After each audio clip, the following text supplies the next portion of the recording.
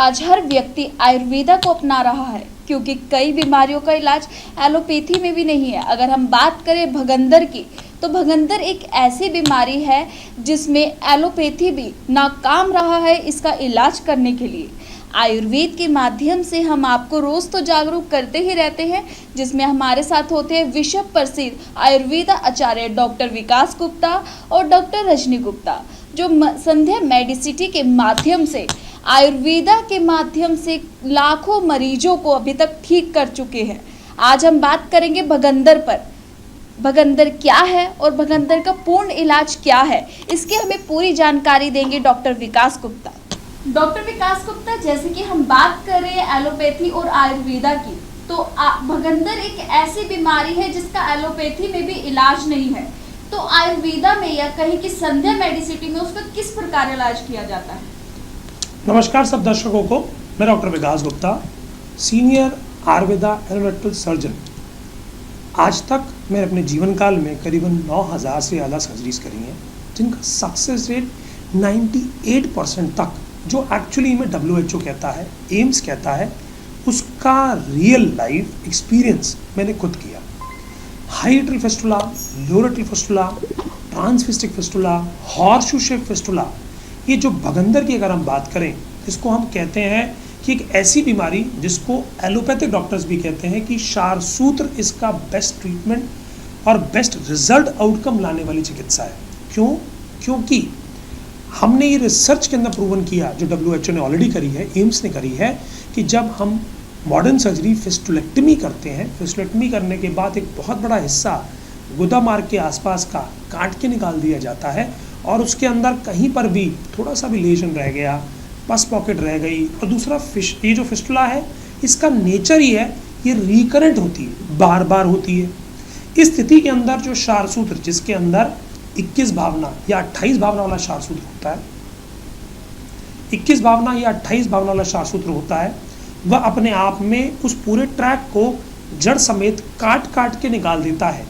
एक हफ्ते में 4 mm रास्ता ठीक करता है, और ऐसा रास्ता ठीक करता है कि दोबारा वहाँ पर पस की पैदावार नहीं होती।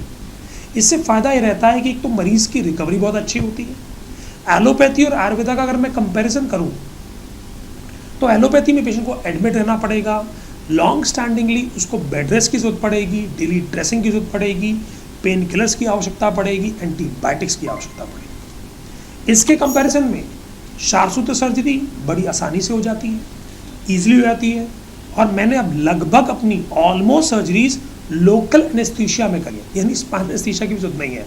तो पेशेंट सर्जरी कराने के कुछ घंटों बाद अपने घर जा सकता है, डेली ड्रेसिंग की कोई आवश्यकता नहीं है, वीकली बेसिस पे थ्रेड चेंज कराएगा। थ्रेड चेंज कराते से फ़ायदा क्या होता है कि जो पुराना थ्रेड है, जो ख़राब हो गया, वो चेंज हो जाता है और नए थ्रेड पे नया मेडिसिन उस रास्ते को फिर से कटिंग करता है। इसको हम आयुर्वेद में कहते हैं मैकेनिकल एंड केमिकल फिस्टुलेक्टमी, यानी कटिंग कर रहे हैं लेकिन ग्रेजुअल कर रहे हैं। इससे मरीज को बेड रेस्ट की जरूरत नहीं है, पेन किलर की जरूरत नहीं है, एंटीबायोटिक्स की जरूरत नहीं है। Comparatively with allopathy, success rate patient के अंदर केवल और केवल पूरे विश्व के अंदर क्षारसूत्र ने किया है। आज स्थिति आ गई है, आयुष वीज़ा के माध्यम से फॉरेन से पेशेंट हमारे पास इंडिया आ रहे हैं क्षारसूत्र सर्जरी के लिए, और इनकी रिकवरी को देखते हुए भारत सरकार ने जो एक निर्णय लिया था, जो 2022 में आया था, कि BMS MS किए हुए सर्जन्स को 52 सर्जरीज जो उन्होंने गेजेटेड नोटिफिकेशन से दी, उसके अंदर सर्जरी ऑफ फिस्टुला को भी इंक्लूजन में डाला गया। डॉक्टर विकास, जैसे कि जो भगंदर है, पेशेंट इसका किस प्रकार पता लगा सकते हैं? इसमें क्या संध्या मेडिसिटी में आप कोई इसकी टेस्ट भी करवाते हैं? देखिए, एक ही जगह पर फुंसी होना, बार बार फूट के उसमें से मवाद, खून या रिसाव आना, इस बात का लक्षण है कि आपको भगंदर जैसी समस्या से आप ग्रसित हैं। उसके लिए MRI फिस्टुलोग्राम बहुत अच्छी इन्वेस्टिगेशन है, और उसी से चाहे वो आयुर्वेदिक डॉक्टर हो चाहे एलोपैथिक डॉक्टर हो, वो उसको एक मापदंड मानते हैं जिसके अंदर क्लैरिफिकेशन हो जाती है ट्रैक की, और वो हम भी करवाते हैं जिससे हम ट्रैक को समझ सकें और उसकी चिकित्सा ईजिली परफॉर्म कर सकें। संध्या मेडिसिटी के पूरे भारत में कई संस्थान और कई अस्पताल हैं जहां पर आप जाकर किसी भी बीमारी, चाहे वो बवासीर है, भगंदर है, फिशर है या कोई भी ऐसी बीमारी है, आप उसका आयुर्वेदा इलाज करवा सकते हैं। और पूरी डिटेल में जानने के लिए आप हमारे नीचे स्क्रीन पर दिए गए नंबर पे संपर्क कर सकते हैं। बाकी की स्वास्थ्य संबंधित जानकारी के लिए देखते रहिए दिव्य दिल्ली।